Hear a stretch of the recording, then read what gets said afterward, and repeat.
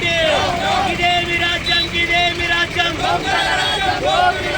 ఇదేమి రాజ్యం ఇదేమి రాజ్యం కాంగ్రెస్ కాంగ్రెస్ హిందూ ద్రోహి రేవంత్ రెడ్డి హిందూ ద్రోహి రేవంత్ రెడ్డి హిందూ ద్రోహి రేవంత్ రెడ్డి హిందూ ద్రోహి రేవంత్ రెడ్డి కాంగ్రెస్ కాంగ్రెస్ కాంగ్రెస్ హిందువులకు వెంటనే హిందువులకు వెంటనే హిందువులకు వెంటనే హిందువులకు వెంటనే దేవతలను అవమానపరిచిన సీఎం రేవంత్ రెడ్డి హిందూ దేవతలను అవమానపరిచిన CM Revanth Reddy CM Congress CM down down CM down down CM down down CM down down CM down down CM down down CM down down CM Hindu Drohi CM Hindu Drohi CM Hindu Drohi CM Hindu Drohi CM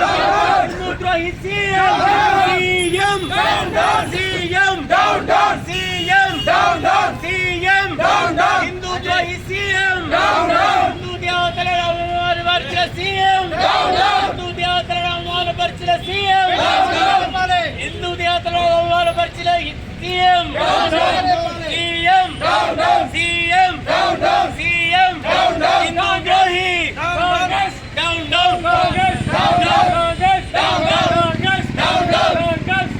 Hindu దేవతలను అవమానపరిచిన CM Hindu దేవతలను అవమానపరిచిన CM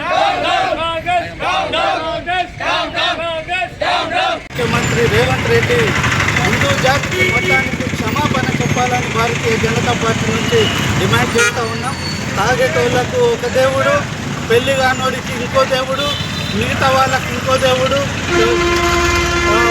కూరగాయలు పప్పుచారు తినేటోళ్ళకి ఇంకో దేవుడు, 3 కోట్ల మంది దేవుళ్ళు ఉంటారా అని చెప్పేసి మాట్లాడి హిందూ దేవుళ్లను అవమానపరిచి హిందూ జాతినే పూర్తిగా అవమానపరిచినటువంటి సీఎం వెంటనే రాజీనామా చేయాలి, మా హిందూ జాతికి వెంటనే క్షమాపణ చెప్పాలని చెప్పేసి డిమాండ్ చేస్తూ ఉన్నాం.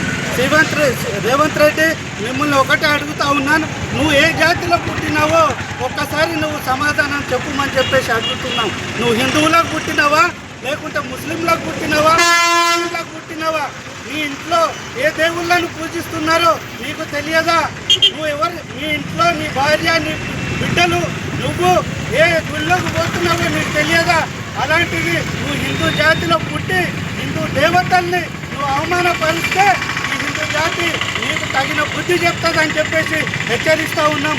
ఒక్కసారి గుర్తు తెచ్చుకో చరిత్ర.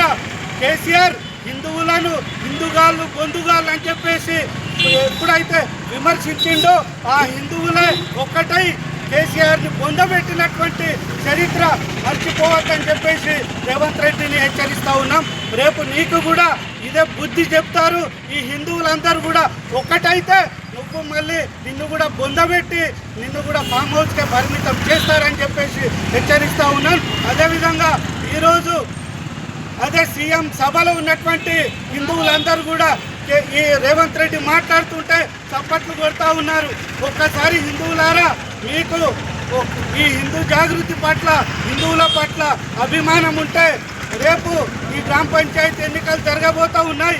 ఈ ఎన్నికల్లో హిందువులందరూ ఒక్కటై ఈ రేవంత్ రెడ్డిని కాంగ్రెస్ పార్టీ అభ్యర్థులందరినీ కూడా చిత్తుగా ఓడించి హిందూ శక్తి అంటే నిరూపించుకోవాలని చెప్పి